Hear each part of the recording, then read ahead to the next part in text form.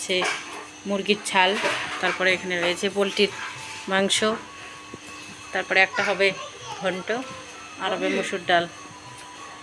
হাসি বাজার থেকে কি কি এনেছে তোমাদের সঙ্গে শেয়ার করলাম, আর বসে পড়লাম মুরগির ছালটা ছুলতে। তো একটু আগে কিন্তু আমি গরম জলটা করে নিয়েছি, গরম জল করে কিন্তু মুরগির ছালগুলো ভালো করা হচ্ছে। তো আমরা এখানে কাজ করতে করতে কিন্তু দিদির সাথে গল্প করছি। তো মায়ের বাড়িতে গেছিলাম, কি কি করেছিল আর কি কি কথা হচ্ছে, মানে কি কি করেছিল, কি কি অত্যাচার করে। 4টা বাচ্চা যদি একখানে থাকে তাহলে কিন্তু মহা অত্যাচারে পড়ে যায়। তারপরে দেখো আমরা কিন্তু বাড়ি এসে স্নান টান করে এখন কিন্তু লেগে পড়েছি কাজে। তো এখানে কিন্তু কুমড়ো কাটছে, কুমড়ো ঝিঙ্গা সব কিছু কিন্তু একখানে দিয়ে তারপরে হবে কিন্তু এখানে রান্না বান্না। মুরগির ছাল, মুরগির পা, তার মধ্যে মুরগির মাংস, মানে মুরগি তো নয়, পোলট্রির মাংস। তারপরে থাকছে এখানে কুমড়ো ঝিঙ্গা, তার মধ্যে এখানে থাকবে হলো কী যেন বলে, মানে চিচিঙ্গা, ওরকম হবে। তো একখানে দিয়ে তারপরে থাকবে এদিকে সোয়াবিন লাবড়া করব, মানে একটা ঘন্ট করব, পোলট্রির মাংস করব, আর ছালটা একখানে রান্না করবো আর কি সব কিছু।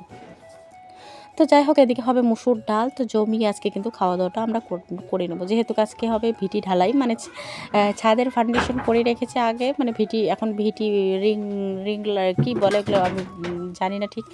তো ওগুলো আর কি ঢালাই হয়ে তারপরে কিন্তু উপরটা মানে পিলার ঢালাই করে তারপরে কিন্তু ছাদটা ঢালাই করবে। ছাদের ঘর হচ্ছে মানে মাসিদের। তো যাই হোক, আমরা এখানে কিন্তু মাসি আর আমি কিন্তু কাজে লেগে পড়েছি, কাজ করছি, নিজের কাজ করে কিন্তু সেরে নিচ্ছি। তো মামি এদিকে ফোনে কথা বললো, মানে মিস্ত্রি আসবে কি আসবে না, ওদিকে আমাকে ফোন করলো।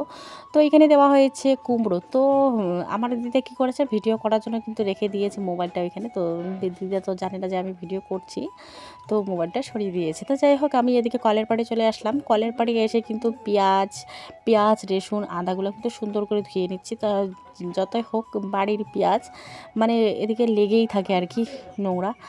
তো বাড়ির পেঁয়াজ তোমরা তো বুঝতেই পারছো, মাটি থেকে তুলে কিন্তু এইভাবে রাখা হয়েছে। এখন কিন্তু সুন্দর করে ধুয়ে রাখবো, কারণ কি বলো তো, সুন্দর করে যদি ধুয়ে না রাখি এদিকে কিন্তু ঢালাই। তো মাসি আমাদের বাড়ি থেকে নিয়ে আসলো, আমাদের মামি আর আমাকে নিয়ে আসলো। তো এখন আমি রান্না করব পোলট্রির মাংস। তো আগে ম্যারিনেট করে কিন্তু আমি মাংসগুলো রেখে দিয়েছি, মানে লবণ, এই যে লাবড়াটা, এদিকে রয়েছে মাংসের ছাল, আর মাংসটা কিন্তু আমি আগে ম্যারিনেট করে রেখে দিয়েছি।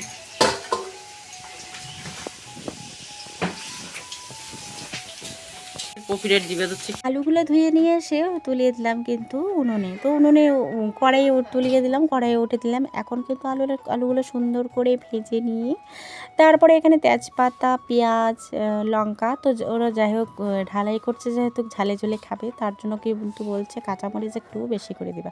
তো যাই হোক, মাসি এদিকে কিন্তু কাজবাজগুলো করছে, থাল মাজছে, আর আমি এদিকে সুন্দর করে বসে আছি কলের পাড়ে, আর একটা ফটো তুললাম। তো যাই হোক, এদিকে কিন্তু চলে আসলাম ঘরে এসে কিন্তু মাংসটা আমি সুন্দর করে নাড়াচাড়া দিচ্ছি, মানে মাংসটা আর কি এরকম হয়ে গেছে, বড় বড় পিসগুলো ভেঙে ভেঙে ছোটো হয়ে গেছে, এরকম ব্যাপার আর কি। তো যাই হোক, আমি সুন্দর করে মাংসটা কষিয়ে কিন্তু রান্না করেছি। সবাই বলেছে মাংসটা খুবই ভালো হয়েছে, খেতেও খুবই ভালো হয়েছে, আর রান্নাটাও খুবই সুন্দর হয়েছে। তো যাই হোক, এদিকে কিন্তু ঘন্টটা নামিয়ে নিলাম, ঘন্ট নামিয়ে মাংস বসিয়ে দিলাম। আগে কিন্তু আমি হাঁড়িতে ডালটা রান্না করে নিয়েছি। তো ডাল রান্না করে আমার শেষ, মামিও কিন্তু হাতে হাতে এদিকে কাজ করছে। আমি যেহেতু রান্না বান্না করছি, মামি কিন্তু থাল বাসনগুলো আমাকে মেজে দিল। তার মধ্যে এদিকে ধানও কিন্তু ভিজিয়ে রাখছে, কালকে সকালবেলা সিদ্ধ করবে বলে। তো যাই হোক, মাসে যেহেতু হোটেলে কাজ করে তার জন্য কিন্তু সময় পাই না বাড়িতে থাকার জন্য। এদিকে কিন্তু আমাদেরকে কাজে লাগিয়ে দিয়ে মাসি কিন্তু চলে গেছে কাজে। তো মাসি কাজে গিয়ে কিন্তু অনেক টেনশন করছিল, মানে কিভাবে রান্না করি কিভাবে না করি রান্না। তো যাই হোক, আমরা কিন্তু মন দিয়ে কিন্তু রান্না বান্না করছি। আর তখন কিন্তু 2টার দিকে কিন্তু ফোন করেছে আমাদেরকে, বলে কি ঢালাই যে যারা করছে তাদেরকে খাওয়া দাওয়া হয়েছে না হয়নি। আমরা বলি যে হ্যাঁ, খাওয়া দাওয়া হয়ে গেছে, তাদেরকে তখনই খাওয়া দাওয়া দিচ্ছি আর কি। তখন ওদের খাওয়া দাওয়া হয়ে হয়ে গেছে, আমরাও বসে পড়েছি। লাস্টে যেহেতু ভাত বেঁচে ছিল, আমরাও কিন্তু বসে পড়েছি খেতে। একটু একটু খেয়ে কিন্তু বাড়ি এসে আবারও খেয়েছি, মানে একটু আর কি, একটু যেহেতু বেঁচে ছিল তার জন্য কিন্তু একটু করে খাওয়া হয়েছে। মানে থাল বাসন ওদের বাড়িতে মেজে ঠেজে কিন্তু নিয়ে আসা হয়েছে। তো যাই হোক, মামি এদিকে ঘরটাও সুন্দর করে ঝাড় দেওয়া করছে। আর মামিও জানে যে আমি ভিডিও করছি এখানে।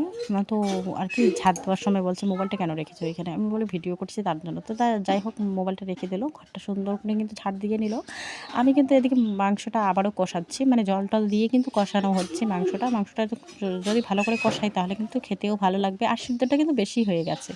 তো যাই হোক, সিদ্ধ হওয়ার কারণে কিন্তু 2-1টা মাংস আর কি ভেঙে গেছে। তো যাই হোক, আস্তে ধীরে রান্না করি। তো নাড়াচাড়াটা একটু হয়েছে, তার মধ্যে সিদ্ধ হওয়ার সময় কিন্তু সিদ্ধ হইলে কিন্তু মাংসটা বেশি নাড়াচাড়া করলে কিন্তু ভেঙে যায়। এটা কিন্তু সত্যি কথা যেটা।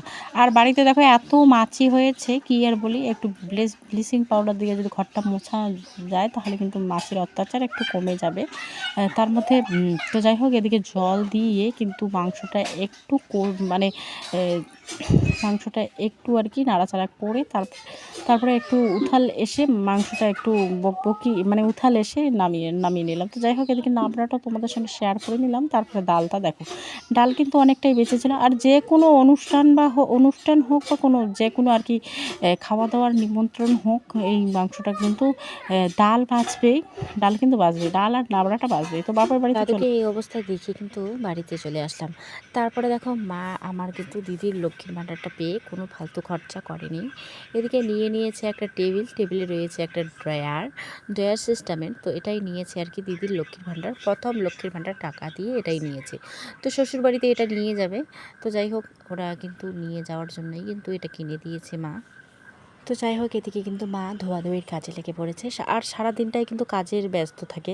এদিকে ধান সিদ্ধ করা থেকে শুরু করে আজকে কিন্তু মা মেয়ে মিলে সন্ধ্যাবেলা আমরা বাড়িতে যাব। তোমাদের সঙ্গে ভিডিও শেয়ার করবো।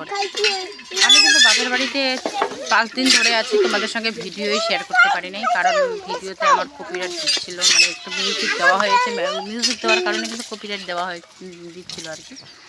তো আমি তোমাদের সঙ্গে ভিডিও করেছি, আমি কিন্তু শেয়ার করতে পারিনি। তো আমি আজকের ভিডিওটা কালকে শেয়ার করবো তোমাদের সঙ্গে। তো যাই হোক, আমি কিন্তু ভিডিওটা শেয়ার করবোই আমি তোমাদের সঙ্গে। একটা লোক যে শুয়ে রয়েছে ওটা কিন্তু আমার দাদু হয়, মানে মাল খেয়ে এসে ওইভাবে শুয়ে আছে। জানি না বয়স হয়ে গেছে, এখনও কিন্তু দাদু খাওয়ার। এটা হলো আমার ভাগ্নে। তো আমরা দুজনে কিন্তু বসে রয়েছি এখানে বাথরুমের সাইডে। বয়স হয়ে গেছে, নাতি নাতনি সবাইকে পেয়েছে, পুতনি পেয়েছে, তবুও কিন্তু মাল খাওয়াটা সারেনি। ভাগ্নেকে কোলে নিয়ে আছে কিন্তু আমি বসে। তাই যাই হোক, দাদুর কথাটাই আগে বলে ফেলি। মানে দাদুর বয়স হয়েছে, এখনও কিন্তু মাল খাওয়াটা ছাড়েনি। আর মা দেখো এখানে কিন্তু ধান ঝাড়াঝাড়ি করছে। আমি একটু পরে কিন্তু বাড়ি চলে যাব, মানে বাড়িতে আসবো আর কি। তার জন্য কিন্তু তাড়াহুড়ো করে কাজবাজগুলো করে দিচ্ছি, এগিয়ে দিচ্ছি। তারপরে কিন্তু আমাদের বাড়িতে যেহেতু শাকসবজির কোনোই অভাব নেই, মানে ধরে নাও এদিকে এঁচোড় রয়েছে, আর সাতমিশালি শাক যেহেতু খেতে হয়।